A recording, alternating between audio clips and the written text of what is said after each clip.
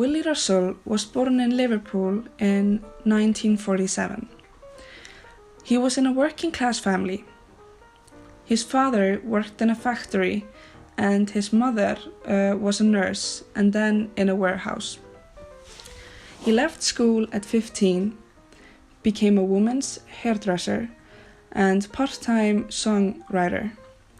He didn't like his job as a hairdresser because he didn't understand it, but he made songs and sketches for the media because writing was the only thing he felt he understood. When he was 20 years old, he returned to college and became a teacher. He paid for schooling by working a contract job. He then became interested in writing drama. His first play, Keep Your Eyes Down, was produced in 1971. He wrote it while he was studying to become a teacher.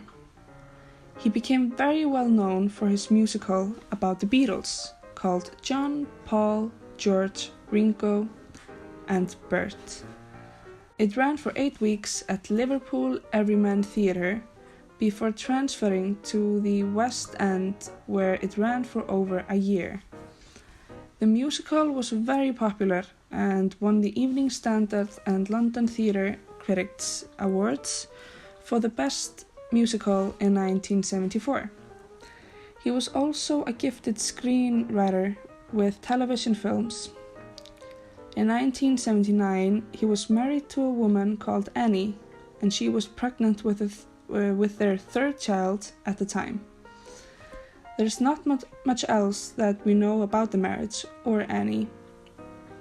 In 1979, Willy was asked to write a play by the Royal Shakespeare Company. He had no clue what to write about for the longest time, but then all of a sudden Rita walked on the page, and that's when he wrote Educating Rita. It was like Willy was writing about himself when he was writing Educating Rita. Rita and him were in a similar situation in their life.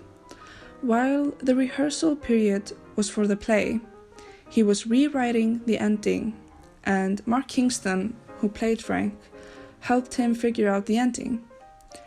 Educating Rita is now a modern classic.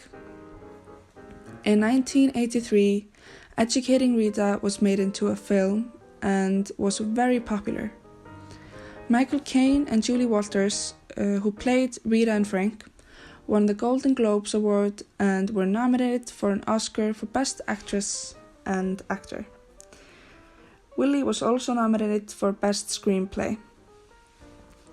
At Liverpool Everyman in 1986, the iconic Shirley Valentine was created. In this play, Willy had a new style of writing, the one-woman show. The play was transferred to New York for a successful Broadway run. The actress won a Tony Award for Best Actress, and like the earlier Educating Rita, Shirley Valentine became an international hit. Shirley Valentine was also made into a film. Willy Russell's other worldwide success has been Blood Brothers, a folk opera about a pair of twins separated at birth. Blood Brothers won the Laurence Olivier Award for Best New Musical in 1983. Willy's first novel, The Wrong Boy, was published in 2000. The book received very good reviews and was published in many countries. There are plans to make The Wrong Boy TV series. In 2004, he returned to his songwriter roots and released his album Hovering to the Moon. Today, Willy continues to be one of the most celebrated writers of his generation, with his works being produced throughout the world.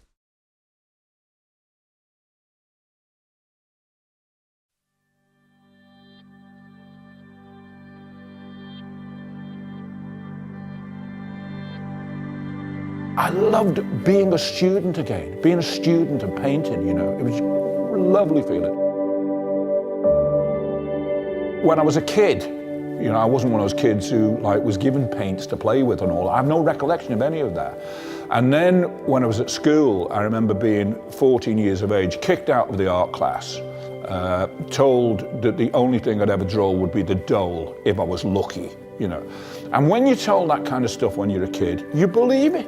And I believed, oh, I don't have any talent whatsoever for that kind of thing. In my late 50s, it must have been, I was in Portugal. I had a crisis back home, something to do with the family, and I was going crazy, couldn't sleep, couldn't whatever. And one afternoon, I was sitting on a table outside, and there was a little paint palette that the kids had been using, and a brush, and I just started doodling with this paintbrush, and half an hour later, I realized it was the first respite I'd had from this terrible thing that was kind of, you know, haunting me from back home. And it just sparked an interest. And so from then on, I'd start doodling and messing around with little drawings. And so that's how the whole thing started. I think I was messing around with Indian ink, which did not work, so it's going to the recyclers. One of the things I really loved when I started painting is the fact that I was not known for it at all. No matter what I did, I wasn't going to face the kind of fierce critical focus and attention that I get if I write a piece for the theatre or for film or TV or something like that. There was something liberating. I just love it. It's a new challenge. It's, you know, completely new disciplines. But of course, at the same time, it has all the same problems that any artwork does. You know, whether you're working in poetry, film, the theatre, you have to confront the same demons. How do I fill that empty space on the stage? How do I fill that empty page? How do I fill that blank canvas? You know, what techniques do I need to develop to do that and to realize the ambition you have for it? Now, you'll see when this lays down, it immediately starts to do things to that paint. I want to paint in every style. I want to paint everything. There's a great Adrian Henry poem called I Want to Paint. And I often feel exactly like that. I want to paint everything there is that's possible to paint. And I want to paint it in every possible way that there is. And of course there's every way that you can, every which way you can do it. You see that there? I really like that. Don't know what it is.